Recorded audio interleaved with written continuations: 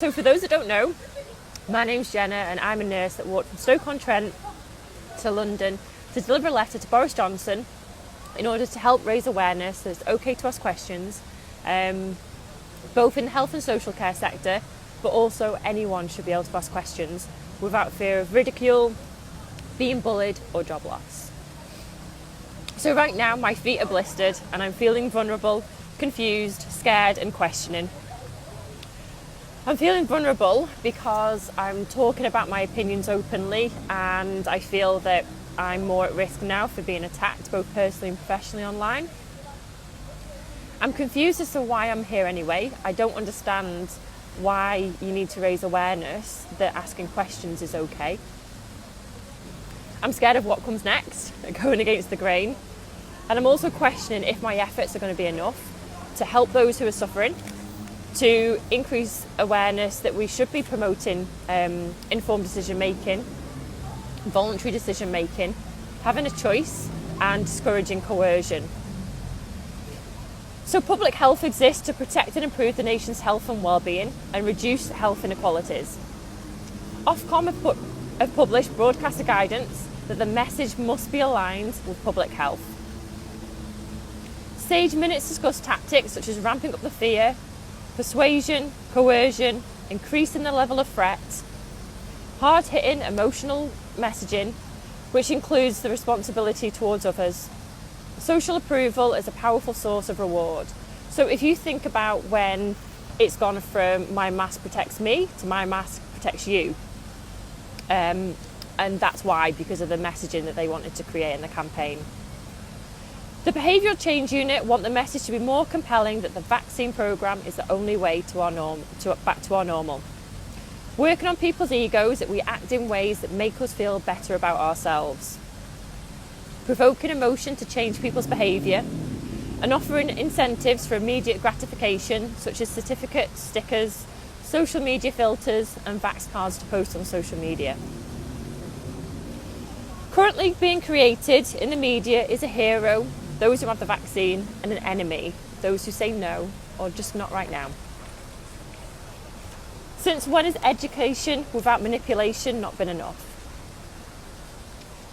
It is one thing to ask the media to be aligned with public health, however, without debate, how can improvements be made? Encouraging casual discrimination is another thing completely, and it's not educating people. TV presenters suggesting that those who have not had the vaccine should be refused access to services. How is that aligned with reducing health inequality? Discussing vaccine hesitancy, suggesting that Polish and BAME communities are uneducated. Vaccine hesitancy sounds like the choice has been removed. Talking about being in the spirit of lockdown whilst criticising the members of the public, and then posting pictures of hair, makeup and nails for a new TV show. Whilst hairdressers and beauticians are losing their business across the country, unsure if they can pay their bills and unsure if they can put food on the table. What science is that decision based on? Rugby players scrum and footballers celebrate, yet children have been able to play PE. Many grandparents have not met their grandchildren, and many children have forgot their grandparents due to lockdown restrictions. What science is this based on? Pubs and restaurants spent thousands putting in signs, barriers and creating new spaces, all in the name of COVID safety. They were closed down anyway. What science is this based on?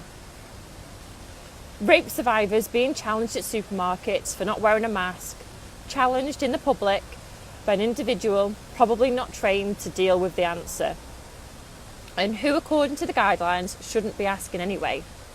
Where is the outrage? Teenagers with eating disorders being asked to text in their weight due to no face-to-face visits due to COVID. Currently so weak they can barely lift their own legs. Where's the outrage? People with learning disabilities where routine is essential and respite for their parents, if only for a few hours, now being coerced into wearing masks, testing and being vaccinated in order to return back to normal in their normal routine. Where are the risk assessments and where is the outrage? In health and social care, we have regular safeguarding training, and we discuss that people who rely on others to meet their needs are more at risk of being abused because there's a reliance on somebody else for services. But I would ask you to consider, what abuse are you at risk of suffering if you do not comply? Could that be refuse entry to a shop for food? Could it be financial impact with a job loss? Or children not receiving an education?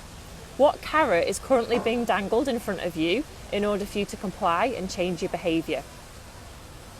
At what cost will the government's campaign of fear and manipulation continue? All I'm calling for is perspective, context and balance with the information we receive, and not forgetting that healthy exists and that you're not selfish for the choices that you make. We have as much duty of care to ourselves as each other and the individuals that we support.